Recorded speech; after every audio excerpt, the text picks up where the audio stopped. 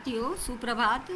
हमने कल जहाँ छोड़ा था उससे आगे का पद है अवधू ज्ञान लहर से लेकर हस्ती आवे जारी। व्याख्या कर रही विद्यार्थी जरा ध्यान से सुने। कबीर कहते हैं कि अवधूत ज्ञान लहर के उठने पर साधक समाधि में लीन हो गया। अनहद नाद से उत्पन्न आनंदमयी शब्द में ही उसकी वृत्तियाँ रम गई। इस भांति उसने सांसारिक तृष्णा को नष्ट कर दिया, जिसके फलस्वरूप संसार रूपी वन में भटकने वाले चंचल खरगोश रूपी मन ने शून्य समुद्र में अपना वास स्थान बना लिया एवं मछली रूपी शून्य समुद्र में अपना वास स्थान बनाकर मन ने शून्य समुद्र में अपना वास स्थान भी बना लिया।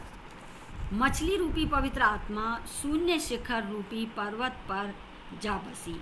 वहाँ पहुंचकर प्रभु भक्ति में मस्त मुक्त आत्मा ब्राह्मण अमृत का पान करने लगी, अमृत का पान करने लगी और इस प्रकार बिना ही खेती किए प्रभु रूपी अमूल्य फल की प्राप्ति साधक को हो गई।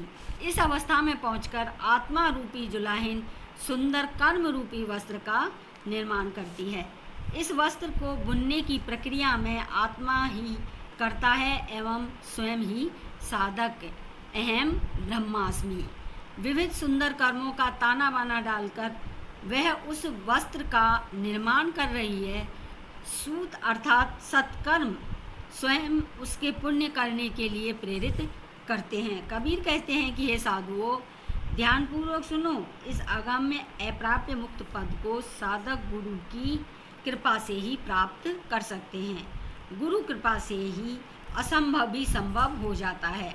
सुई की नोक जैसे स्थान के मध्य से हाथी जैसे विशालकाय पशु का आवागमन भी वे संभव कर सकते हैं। इसमें विशेष है बेटा रूपक अलंकार का प्रयोग हुआ है। भाषा सहज और सरल है। अहम ब्रह्मास्मि इत्यादि संस्कृत शब्दों का कबीर ने अपनी पदों में प्रयोग किया है। अगला पद है एक अचंभा। एक अचंभा से लेकर ताकू तीनों त्रिभुवन सूझे। व्याख्या है ससंदर्भ, इसमें आता नहीं है। सशब्दसंग व्याख्या है। हे भाई, मैंने एक आश्चर्य देखा है। यह आश्चर्य साधना क्षेत्र का है, जहाँ ज्ञान रूपी सिंह समस्त इंद्रियों का अर्थात कर्मों का संचालन कर रहा है। इस संसार में पहले तो पुत्र रूपी मनुष्य का जन्म हुआ, ईश्वर का अंश जीव अविनाशी, फिर माता रूपी माया का आविर्भाव हुआ। माया प्रभु की दासी है। उस प्रभु का अंश जीव अर्थात गुरु उसके पीछे लग रहा है। पैरों पर पड़े रहना भाव यह है कि प्रभु दासी माया में संलिप्त रहता है। मूलाधार में स्थित कुंडली ने मेरुदंड की सुषुम्ना में अपना वास कर लिया है। इस संसार में पहले तो माया ने विषय वासना से पोषित जीव का नाश करने के लिए किया।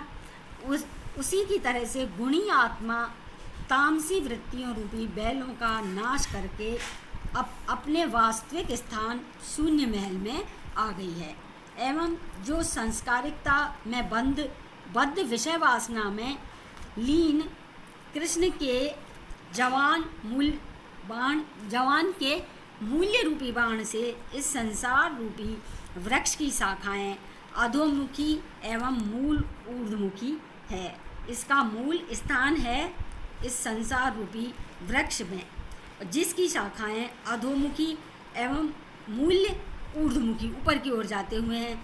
इसका मूल स्थान है ब्रह्मरंध्र पर विविध कामनाओं के तृप्त करने वाला फल अलख निरंजन का दर्शन प्राप्त होता है। और कबीर कहते हैं कि जो मनुष्य इस पद के अर्थ को हृदयंगम कर आचरण करेगा, उसे त्रिभुवन का ज्ञान सहज ही प्राप्त हो जाएगा। विद्यार्थियों, इसमें रहस्यवाद की अभिव्यक्ति है।